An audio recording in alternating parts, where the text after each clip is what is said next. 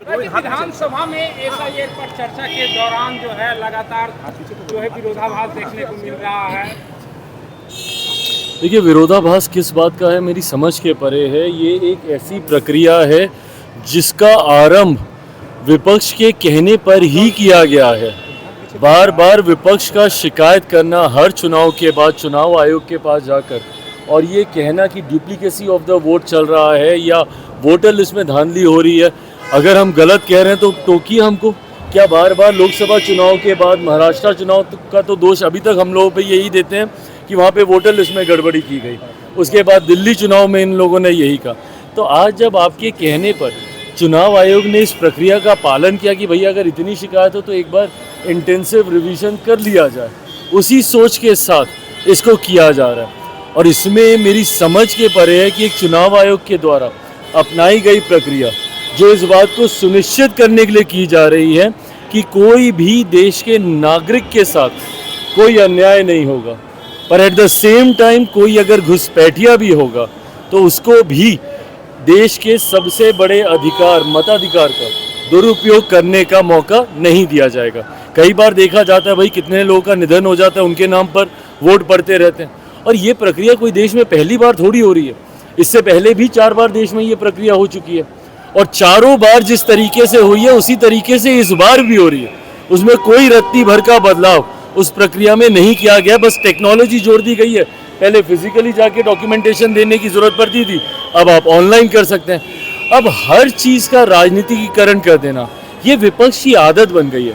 भाई चुनाव आयोग एक संवैधानिक संस्था है, उनके द्वारा लिया गया फैसला है। इसमें सरकार ना 3 में ना 13 में, और वो भी फैसला उन लोगों ने इसलिए लिया है क्योंकि आप बार बार उनका दरवाज़ा जाके खटखटाते थे कि भैया इसमें गड़बड़ी हो रही है वोटर लिस्ट में। ऐसे में जब चुनाव आयोग ने फैसला लिया, अब हर चीज़ का ठीकरा आप सरकार पे ही फोड़ दीजिएगा कि हर चीज़ सरकार कर रही है। अगर आपको किसी संवैधानिक संस्था पे विश्वास ही नहीं रखना तो आप देश को अराजकता की ओर लेके जाइएगा, ये सोच गलत है। सड़क पर आंदोलन करेंगे आप विधानसभा? भाई कीजिए, सड़क पर आंदोलन कीजिए। आप तो बहिष्कार की बात कर रहे हैं ना, हम तो देते हैं चुनौती कि करके दिखाइए भैया बहिष्कार, हिम्मत है तो। सत्ता का लालच इन लोगों में इतना ज़्यादा है कि कतई ये लोग चुनाव का बहिष्कार करने की सोच नहीं रख सकते। सत्ता के लिए जो विरोधाभास को भूलकर एक साथ एक गठबंधन में दल आने को तैयार हो जाते हैं। विपक्ष में हम लोगों ने देखा ही है क्या है ये तथाकथित इंडिया अलायंस। भानुमति का कुनबा ही है ना। दिल्ली में एक दूसरे के खिलाफ लड़ेंगे तो केंद्र में एक दूसरे के साथ आ जाएंगे, दूसरे राज्य में एक दूसरे के खिलाफ लड़ेंगे तो केंद्र में एक दूसरे के साथ आ जाएंगे। क्यों? महत्वाकांक्षाओं के लिए ही ना।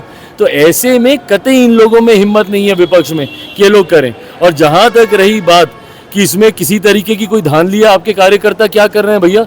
मेरे तो सारे BLAs ग्राउंड पे हैं।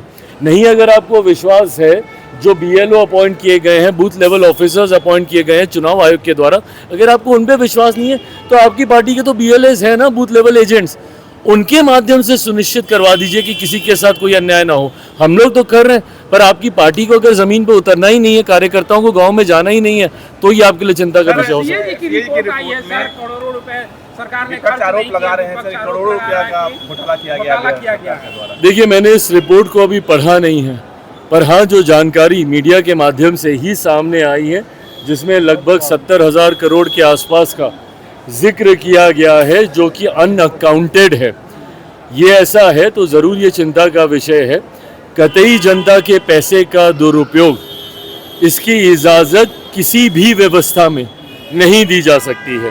कहीं पर अगर इस पे धांधली हुई है तो इसकी भी जांच होगी और जो भी दोषी होंगे कार्रवाई होगी। Thank you. फोटो खिंचा लो, सर वो फोटो इसको खिंचवा लीजिए सर। जाओ खिंचो, चलो हटाओ, चलो।